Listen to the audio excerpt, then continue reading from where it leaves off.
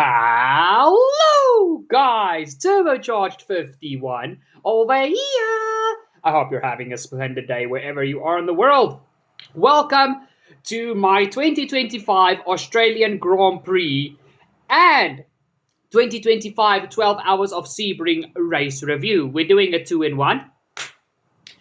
And my initial thoughts are, after watching both, I'm gonna be honest, I'm pissed.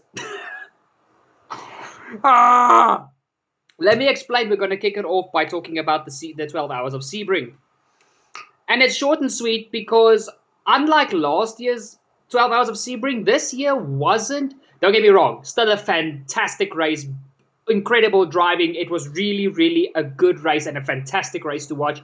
It just wasn't as action-packed as last year's 12 Hours of Sebring.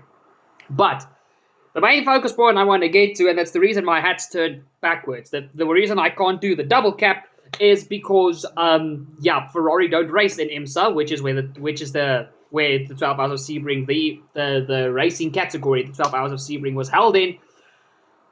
And here's the thing, guys, it's been twice now. Now, going back to the 24 Hours of Daytona, BMW got screwed. Come to the 12 Hours of Sebring, they screwed themselves. Now, first of all, let me just mention, in the GT class, GTD, as they refer to in IMSA, GTD Pro, GTD Pro, the BMs did really, really well. They were constantly fighting at the front with the AO Racing Porsche, the Rexy Porsche, Lauren Heinrich's team. They won in the GTD Pro class with Rexy. I love that car. That's one of the most... what's the word I'm looking for? One of the most creative liveries I've ever seen. And every time that car wins, one of the teeth at the front becomes gold. So, apologies for my voice. I am slightly under the weather. But awesome. The GT racing is what made the 12 Hours of Sebring for me. It was so damn good, the GT class. And there were a few points where there was a decent amount of variables to change the winner, but it was basically a race between Porsche in the AO Racing car and the number 1, and I think it's the number 48 BMW. I can't remember the second car's number, but the two BMWs really did well, and unfortunately Porsche beat them to the punch. Like I said in my previous video, I've got nothing against Porsche when it comes to GT racing. For some other reason, I just can't stand them when it comes to GTP/hypercar racing. I don't know why. I just don't like Porsche in that category. And guess who won? In any case, I really hoped after it was clear that the BMWs were not going to be fighting for the win anymore, that Honda/Acura could do something and make the race a bit more. But then the number 6 and 7 Porsche just decided, we're going to check out. Cheers to everyone. We're going to check out. The rest of you can fight over P3 because we do not care. But still, congratulations to Porsche, to Porsche Penske Motorsport again. And for those of you guys that get confused, I know there's a lot of, even though it's very similar series, there's a lot of differences between IMSA and WEC. But the more you watch it, the more you'll get into it. But basically, Porsche Penske Motorsport races in both WEC and IMSA. They've got 2 cars for each series. All right, everybody on the same page? Cool. All right, don't forget to drop a like down below. Now, the reason I'm pissed about the 12 Hours of Sebring is BMW had pole position. We had pole position and we threw it away on the start line. Now, for those of you that didn't watch, you're probably wondering, did they crash at the first corner? What happened? So the one BMW started in pole position and the other BMW started in P6, if I'm not mistaken. Now, there's a very definitive rule when it comes to sports car racing. Until you hit the start line, because remember, it's a rolling start, not as we are used to in F1 standing start. It's a rolling start. You are not allowed to move your car to any side until the cars hit the start-finish line. And what did the pole position BMW do? As the green flag waves and they can start accelerating, he just goes, boop, pops in front. I think it was one of the Acuras, the Hondas. And he just sends it into turn 1. And 10 laps into the race, we've got a drive-through penalty. And after that, BMW just never recovered. I don't know why. That again, they had good race pace. Like really, they were on pace with Porsche Penske Motorsport when it came to race pace. I don't know if it was crappy strategy, if they got caught up in traffic just at all the wrong points on the track. I don't know. But a drive-through penalty in endurance racing should not ruin your race. And yet it did. GT class, epic. BMW did well. And to the other constructors that race in GTD Pro, epic racing. And I'm very proud of my team, even though their hat's backwards, that BMW did well. Come to GTP, the hypercars. BMW just pooped the bed. And I'm like, huh? Excuse me? This does not make sense. But again, for those of you guys that don't watch endurance racing, even though I slightly wanted to rage quit out of life after BMW fumbled the ball at the start of a 12-hour race, I kept my cool, I kept my calm, because you know what? The racing is still exceptional, and endurance racing is something that at this stage, with all due respect to Formula One, is more entertaining than Formula One. It just happens a lot less throughout the year than Formula One. And besides endurance racing, and at this stage, Australian V8 supercars, F1 is the sport to watch. It just is. It just is. And yeah, as you guys can see, Michael Schumacher is sitting there in the back. For some other reason, my finger didn't want to do what I wanted it to do. But in any case, there's Michael. My signed, one of those pictures is actually signed by Schumacher, and it's an authenticated signature. And then the other two pictures, it's the top one that's signed. The other two are just images taken from Google, printed out and nicely put into a frame with a little gold bar at the bottom that says Michael Schumacher, 7-time world champion. And it's obviously in the Ferrari. But in any case, now let's get to the 2025 Australian Grand Prix. And hence again, the reason I'm pissed and also the reason I'm not wearing the hat is Ferrari. Charles, Lewis. I predicted you as Constructors World Champions, and Charles, I predicted you as Drivers World Champion. Now I understand. The Ferrari is probably a very crappy car in wet conditions. It was very, very tricky, extremely slippery conditions on race day, which was Sunday. The McLarens looked good. Max Verstappen is just being freaking Max Verstappen. And after preseason testing, the closest car to the McLarens when it came to race pace was the Ferraris. They were faster than the Mercs. They were faster than the Red Bulls. And yet, Ferrari couldn't hold a candle to Red Bull. Tell me why. Please tell me why. Because I am so confused right now. Like I said, I feel like rage quitting out of life.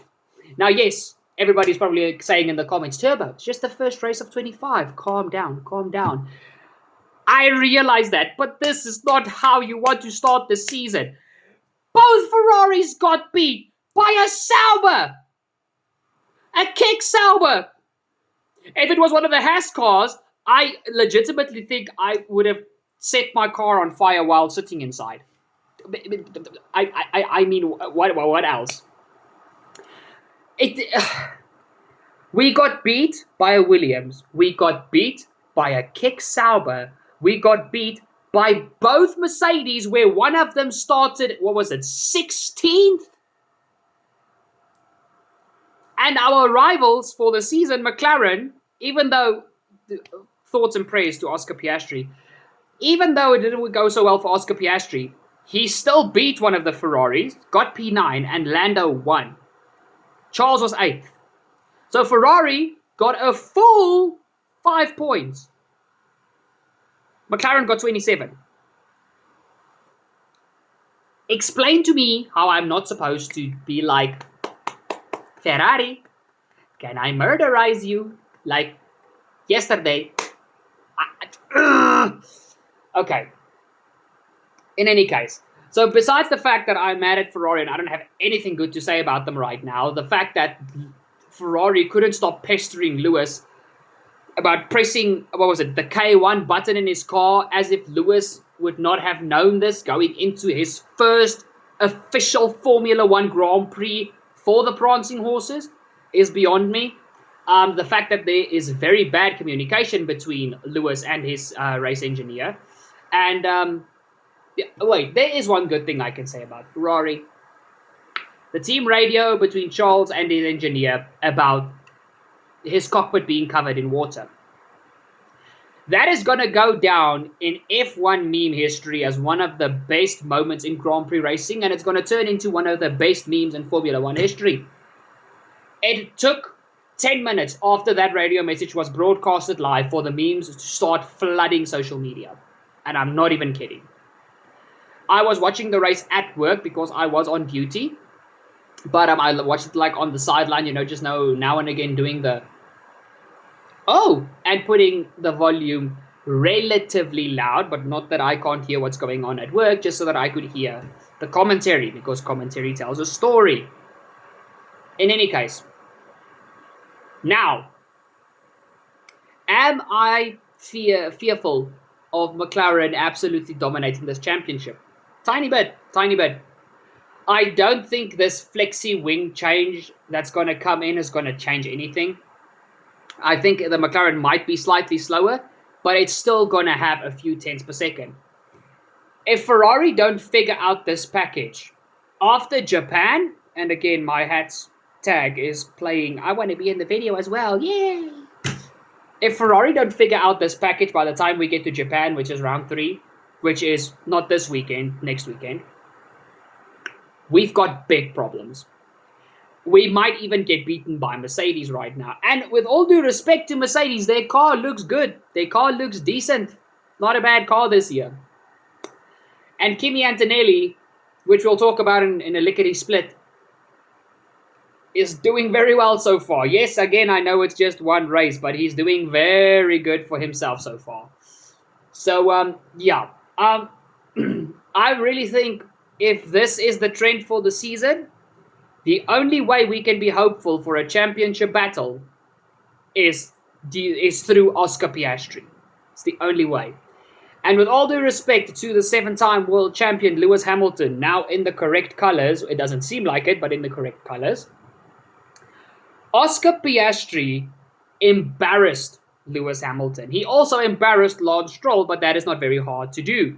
The moves he made in that race, it was Kimi Antonelli who embarrassed Stroll. Apologies. Piastri embarrassed Hamilton. That move around the outside at the most critical and high-speed corner of that whole track, in the conditions that they were in,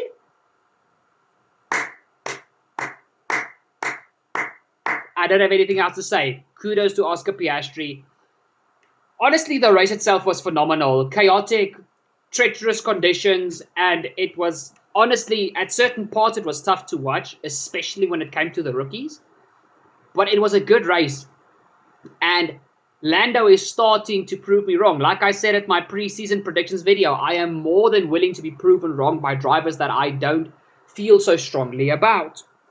And Lando was one of the drivers that was mentioned by name.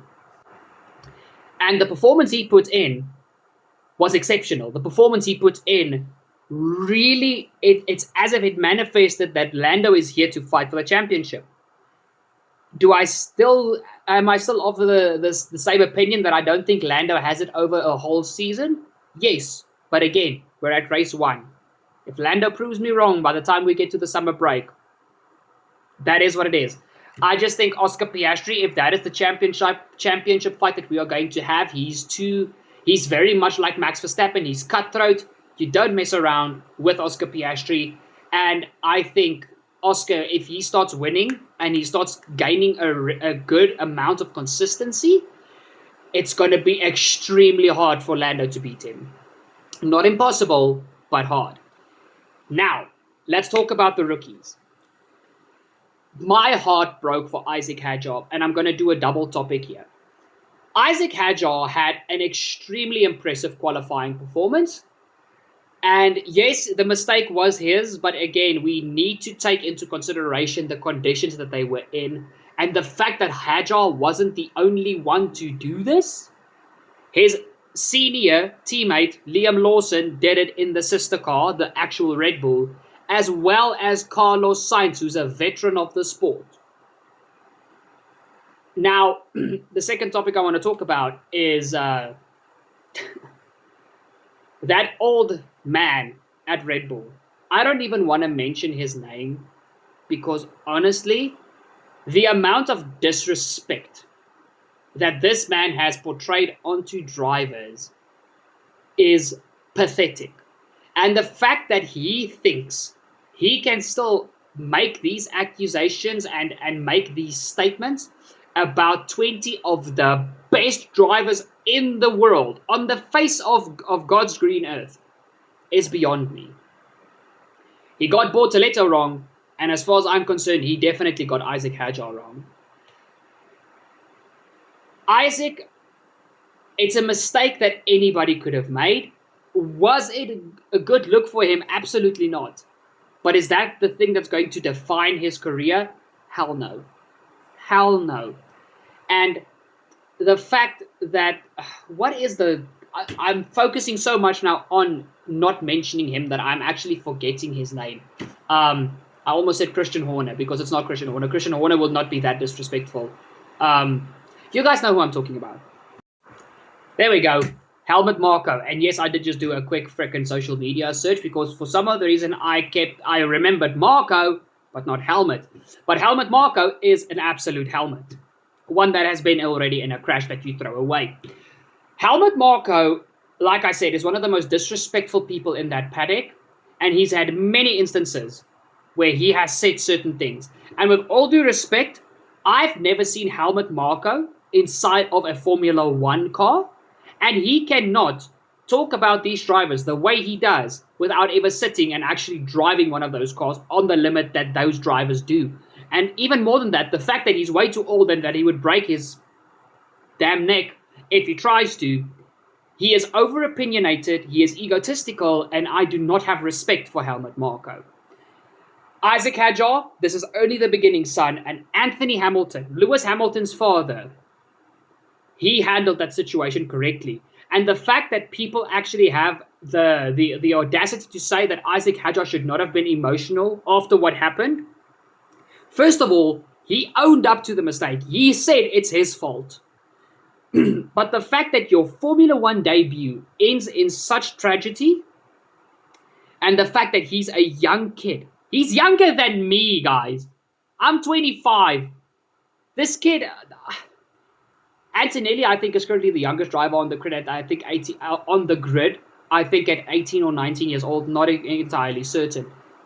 But the fact that that young man was not allowed by certain critics to not be emotional after trying his damn hardest to put in a good performance is beyond, apologies, is beyond me. Now, other rookies, Liam Lawson, Daniel Ricciardo, Alex Albon, Pierre Gasly, Sergio Perez, open up the gate. Welcome, my son. How does it feel to drive Max Verstappen's car? Guys, this is the reason I wasn't as hyped about Liam Lawson as most other people. You can't drive someone else's car and beat them in that car or even match them. Liam Lawson himself said it is the driver's responsibility to adapt to the car. Completely understandable. But that doesn't mean you're just going to knock it out of the park first try, especially in the absolute crazy ways that a car is built around Max Verstappen. He likes the weirdest, craziest ways for a car to handle. And most drivers don't drive cars with that handling aspect. So I do not see a good year in Formula 1 for Liam Lawson. I don't. Is the kid talented? Is he good? Absolutely. Is he going to be able to drive Max Verstappen's car and be anywhere within 3/10 of him? No, he's just not. There were stages of that race where he was more than 3 seconds a lap slower than Verstappen. And that should give you an idea. Now, to the next one. And I'm going to talk about these three together, but I'm going to leave the final two as one topic. Jack Doohan. Kid, I am sorry. Mr. Doohan, I apologize. Yes, his race ended a lot like Isaac Hadjar's, but bloody hell, if it wasn't for Hamilton's spin in qualifying, I am almost certain Jack Doohan would have made Q3. That kid was on a belter of a lap, and due to yellow flags, he had to slow down. And I see good things from Jack Doohan. I do. I just think it's going to take a few races, but I hope Alpine give him the full season. We all think that by the time we come to the summer break, Doohan is going to be out and Colapinto is going to be in. I hope so much that Alpine give him a full season. At least so that the kid can show people what he's made of, because I think he's got a lot more talent than people think. He's got a lot more capacity than people think. And I think we're still going to see very good things from Jack Doohan. Finally, the two stars, Gabriel Bortoleto and Kimi Antonelli. Ollie Behrman, just a quick mention. Not much to say about him. He's in an absolute wheelie bin. The car was horrible. Ocon showed that as well. And he had a weekend to forget. I hope things go better in China. But if that car is still the new Kick Sauber, good luck to Ollie Behrman for the season ahead. And I am starting to doubt my predictions already. Gabriel Bortoleto, Kimi Antonelli. Gentlemen. Now everybody's asking me, but Bortoleto also crashed out. I know. Hang on a lickety split.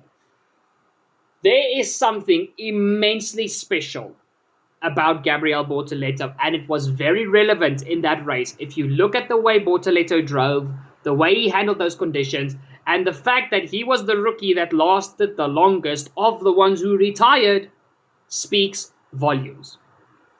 Bortoleto is also in wheelie bin number 2. Okay, actually, he's in wheelie bin 1 because if the Haas is as fast as it is, that would be wheelie bin number 2 because it would be slower. Hadjar made it to Q2. He out-qualified the king of qualifying, Nico Hulkenberg. Okay, no, the king of qualifying is Charles Leclerc, but I need to stop correcting myself. But you guys get where I'm going with this. Gabriel Bortoleto did a stonking job. And again, that was one of the toughest races I've ever watched when it comes to conditions. The amount of slip there was, the minimal grip there was, the fact that Albert Park has got so many painted white lines where there is zero grip, spoke volumes about that kid's capability. And he's also going to open a lot of eyes this season. He's already opened Helmut Marko's, and watch how he's going to open other people's eyes as well. And then Kimi Antonelli. Kimi Antonelli. Kid, well damn done. That is the performance. Guys, that was the 4th best rookie performance on debut in Formula 1 history. Not in the last 10, in Formula 1 history. That kid went from being knocked out in Q1 to ending 2 seconds behind his teammate George Russell, nearly grabbing a podium. He finished 4th. I can't say more. That was exceptional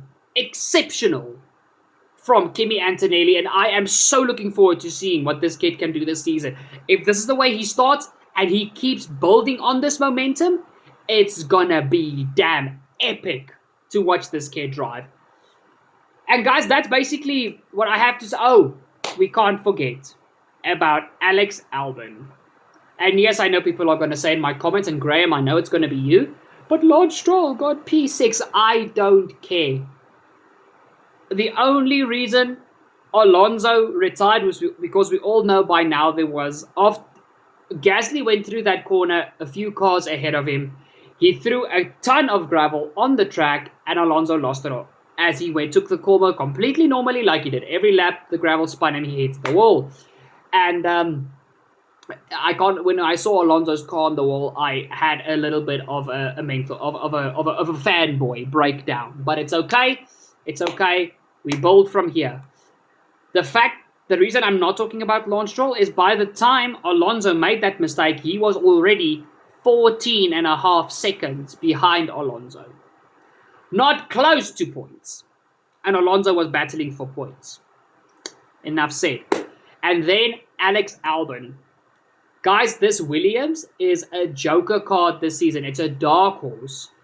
And I'm very much looking forward to seeing what Carlos Sainz can still do. It was a very disappointing performance. But again, just like Isaac Hadjar, Carlos owned up to it. And it's only race 1. But Alex Albon, P5. P5. Take a bow, Alexander Albon. Guys, him and Yuki Tsunoda were MVPs of that race alongside Antonelli. Yes, Racing Bulls did a Ferrari and they decided, nah, let's just stay out on the slicks while it's absolutely peeing with rain. And they suffered the consequences. But Albon and Williams kept a calm head on their shoulders, and look what it resulted in. P5 to kick off the season. 10 points. Wham, bam, thank you, ma'am. Only one Williams finished in the points, and it's still more than Ferrari earned with 2 cars in the points. That says a lot. So, I don't have much more to rant about. I don't have much more to talk about when it comes to the Australian Grand Prix. Guys, it's China this weekend. It's the Chinese Grand Prix. I'm excited. It's going to be good. It's going to be fun. One of the best tracks on the calendar, if you ask me. And just quickly, I'm going to do a top 3 prediction because why not? So, top 3, and remember, it's a sprint race weekend. So, I'm going to go Leclerc, Norris, Piastri. That's my top 3. Guys, remember to drop a like down below on the video if you've not done it yet so far. Remember to go check out the links in the description down below. And if you've not yet subscribed and you've made it to this point, looking at my big ass forehead on this video, and you've not yet subscribed, what are you doing? Hit the subscribe down below and don't forget to ding that bell to never miss a future video, short, or live stream here on TurboFox RacerZ. Guys, I'm live tonight with South African League Racing, so make sure to come join us on the live stream and come pop me a few live comments. And then, yeah, love you guys. Remember, your mind is to be stronger than your feelings. And we'll see you guys for whatever piece of content comes next. Cheers!